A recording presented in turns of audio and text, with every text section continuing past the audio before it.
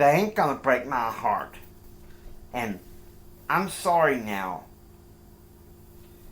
And another crowd favorite, pour me another cup of misery. The last song would become a top charting hit in 1995 and again in 2007. 9:35 p.m. Jerry arrives back in his dorm room after watching the Jesus film and attending a party at the family condo of C.D. Coleman. Sharon reaches out to hug him. I'll call you sometime. Maybe see you at dinner tomorrow, Jared said. See you at breakfast, Sharon says. No, I have breakfast with my roommate tomorrow.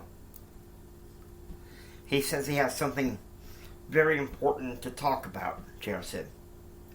I'll call you. He goes inside his room and before going to bed, listens to a tape of the Blake Carter show. The way Bill Clinton tools around Europe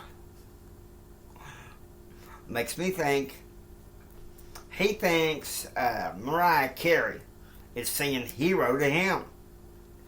And yet I found out today that he has agreed to accept someone that gladly is going to be a fly in his ointment. James Ryan Hendrick from West Texas to be what he may label as one of the worst publicity stunts I'll ever employ. What a tool.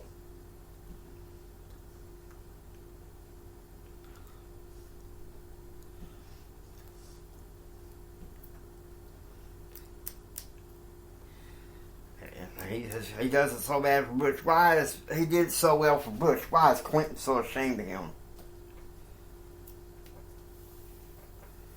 Jared flinches and turns off the radio.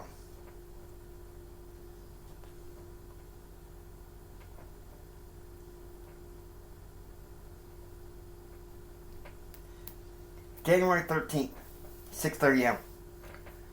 Jared is having breakfast with Kevin McDonald. What are you doing today? Kevin asked. Well, I have to go to the bank to pick up some money. Go buy some school supplies, folders, cassettes, Jared said. Whatever you do, please don't go talk to Brad. He's liable to rake you over the coals over what happened between you and Karen Crowder. Don't worry. I won't. I can feel my daddy's eyes telling me that if I hang out with him, it's nothing but trouble. 3:15 p.m. Meanwhile in Branson, Jim and Claude had to take care of some unexpected business regarding a broken down rig in Lubbock. Now they can relax. Martina McBride was going to be performing tonight. And Betsy and Becky were dying to go. 3:35 p.m. JR is relaxing in his dorm room after having breakfast, gone to the bank, and had lunch with Kevin McDonald. Tonight he had no plans in particular. 6 p.m. JR is having manicotti for dinner tonight with Kevin McDonald. Today had been a hard, frustrating day. Between the bank, arguing with Kim about Karen Crowder, and trying to avoid talking to Brad. 6:40 p.m. JR decides he needs to cut loose, and since no one is with him, he decides to go ahead and go swimming at the Sibley. Asking Kevin McDonald to record the Blake Carter show for him for whenever he's done swimming. 7:30 p.m. JR is drinking a wine cooler in a bar when his mother calls. I haven't heard from you since you left on Sunday. Are you alright? Betsy asked. I'll make it just fine, Mama, JR said. What's this? You at a bar? Mama, I'm drinking. Grow up and quit thinking about that feminist woman you knew. You know how I can't stand it when you're drinking? After telling her how much he loves her and misses her and telling her goodbye, he texts Darren to pick him up. He puts down his drink, and Darren drives him back to his dorm. 8 p.m.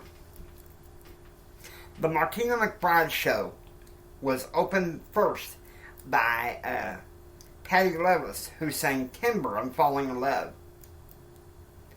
When Martina McBride hit the stage, pandemonium struck through the audience, and everyone looked like they were having a good time. 8:20 p.m.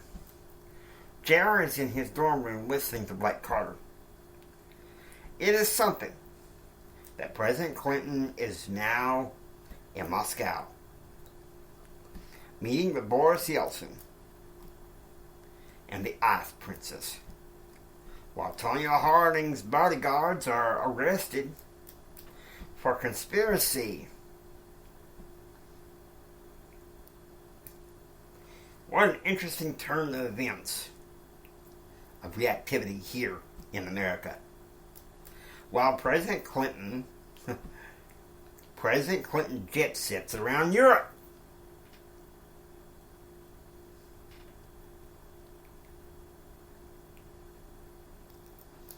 January 14th, 3:40 a.m. Baby Andrew cries for the 4th time tonight.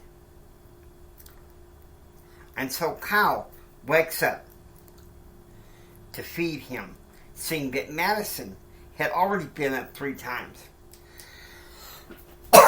Yesterday, Kyle had overseen the feeding and milking of cows and mules. Today, he was taking bulls and goats for an auction in No Trees. 4 a.m.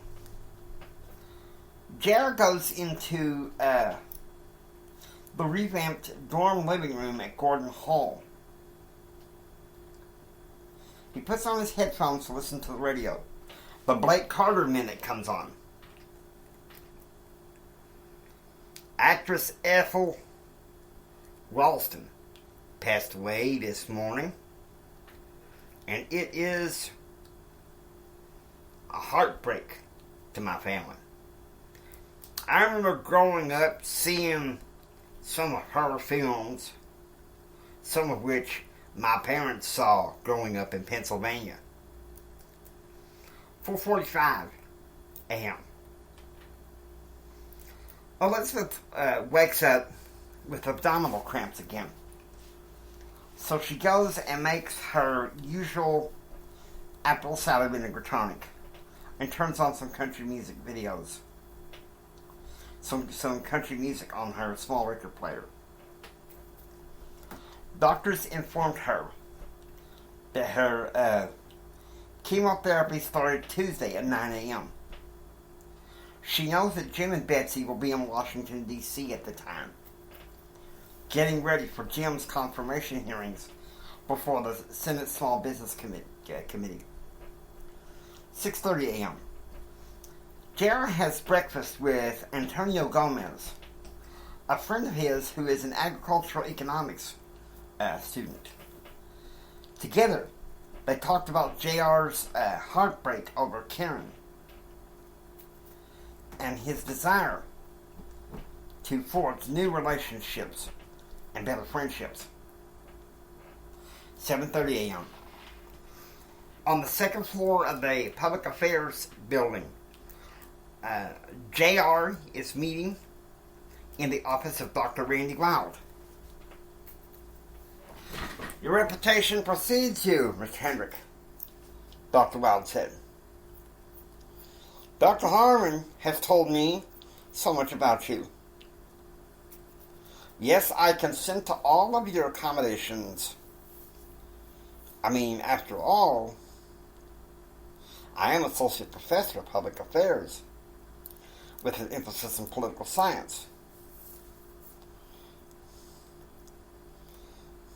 My classroom is in Holland Chapel, in the back of the east entrance of Holland Hall. It's a chapel.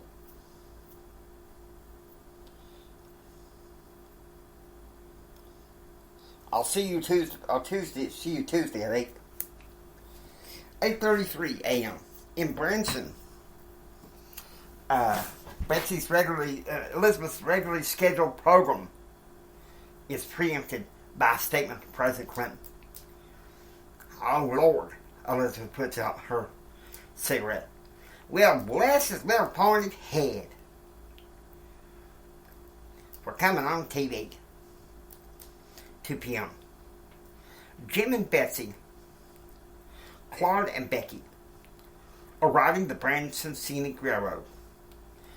They had attended a lunchtime show of Mike Novak, a backup singer for a variety of 70s pop and rock bands.